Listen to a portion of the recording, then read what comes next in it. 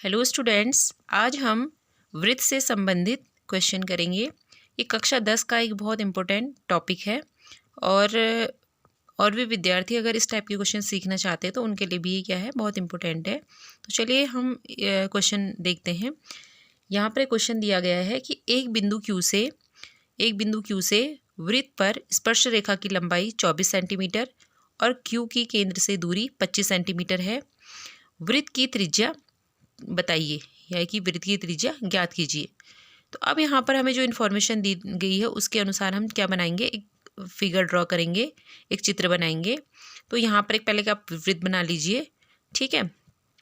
एक केंद्र, वृत्त का केंद्र मान लीजिए O, इसका बीचों बीच जो केंद्र है O है, और यहाँ से Q की दूरी, यानी Q कोई बिंदु है वृत्त के बाहर, उसकी दूरी O से Q की दूरी कितनी दे रखी है, 25 सेंटीमीटर दे रखी है, ठीक है। अब यहाँ पर देखिए आप कि जो इसकी जो O इसका केंद्र है, तो O से जो P तक की दूरी है, ठीक है, ये त्रिज्या हो गई इसकी। O से T तक की दूरी भी त्रिज्या, क्योंकि केंद्र से अगर हम परिधि पे जितनी भी जो दूरी लेते हैं वो सारी क्या होती है, इक्वल होती है, बराबर होती है। तो OP बराबर यहाँ पर क्या हो जाएगा, OT, ठीक है। तो आपको क्या दिया हुआ है यहाँ पर, ये चीज़ नहीं दी है क्योंकि हमें ये ज्ञात करनी है। तो चाहे आप OP निकालिए चाहे आप OT निकालिए, बात एक ही होगी। अब यहाँ पर आप देखिए कि P से Q तक की दूरी, यानी कि ये वृत्त को टच कर रही है, ये स्पर्श रेखा है, ठीक है। एक बाहर बिंदु से वृत्त पे जो स्पर्श रेखा खींची गई है वो PQ है। तो इस टाइप का फिगर आपका बन गया है। और आप ही जानते हैं कि जो ये त्रिज्या है वृत्त की, और इस पे जो स्पर्श रेखा खींची गई है, वहाँ पर जो वृत्त की परिधि पे जो कोण बनता है वो 90 डिग्री का बनता है हमेशा। इस तथ्य को आप याद रखिए।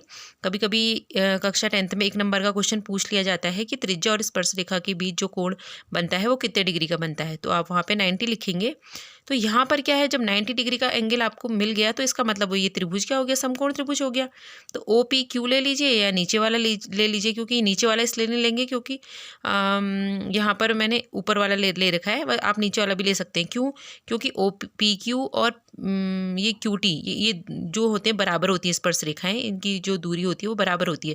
तो 24 ऊपर ले लीजिए या नीचे ले लीजिए। तो मैंने ऊपर ले लिया है, ठीक है। तो ऊपर वाला ये समकोण त्रिभुज ले लिया है मैंने। आप नीचे भी ले सकते हैं, मैंने ऊपर वाला ले लिया है, यहाँ पे सॉल्व भी किया है मैंने पहले से ही। अब देखिए OPQ, क्योंकि P पे क्या बन रहा है, 90 डिग्री का कोण बन रहा है।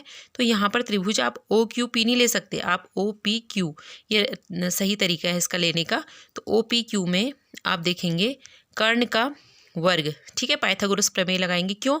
क्योंकि जब समकोण त्रिभुज में हमें कोई 2 भुजाएं दी होती है और तीसरी भुजा निकालनी होती है, तो हमें वहाँ पर क्या लगाना होता है, पाइथागोरस प्रमेय, ठीक है। तो अगर ये समकोण त्रिभुज है, ठीक है, यहाँ पे समकोण त्रिभुज बन रहा है, तो अगर आप इसको लंब मानते हैं और इसको आप आधार मानते हैं, अगर इसको आप कर्ण मानते हैं, तो यहाँ पर मैंने लिख दिया कर्ण का वर्ग बराबर लंब का वर्ग प्लस आधार का वर्ग। शॉर्ट में लिख दिया है, कर्ण को K लिख दिया है, लंब को L लिख दिया है, आधार को A लिख दिया है। अब यहाँ पर OQ का वर्ग, मैंने OQ ये क्या ले लिया, कर्ण ले लिया है। तो OQ का वर्ग बराबर क्या हो जाएगा, OP का वर्ग और PQ का वर्ग, ठीक है। कर्ण का वर्ग प्लस लंब का वर्ग, आधार का वर्ग प्लस लंब का वर्ग, ठीक है। अब ये 25 का वर्ग कर देंगे, फिर 24 का वर्ग कर देंगे यहाँ पर, और OP का क्या कर देंगे, वर्ग कर देंगे। अब 25 का वर्ग कितना होता है, 625। क्यों? क्योंकि 25 का वर्ग 25 गुणा 25 गुणा करेंगे, 24 का वर्ग 576 होगा, और OP का हमें मान निकालना है, OP का वर्ग ऐसे ही रहने देंगे, ठीक है। अब 625 बड़ा है, 576 छोटा है, तो ये इधर ट्रांसफर हो जाएगा, तो ये इधर शिफ्ट हो जाएगा, तो ये माइनस में आ जाएगा इधर आके, क्योंकि ये प्लस का है, इधर आके माइनस का हो जाएगा, और ये उसके बाद घट जाएगा तो 49 आ जाएगा। अब इसका वर्ग हम क्या करेंगे, हटा देंगे, ठीक है। वर्ग हटाने के लिए क्या करना पड़ता है, अंडर रूट लगाना पड़ता है। तो इसका क्या हो जाएगा, अंडर रूट यानी वर्गमूल 49, यानी कि वर्गमूल क्या होता है 49 का 7, ठीक है।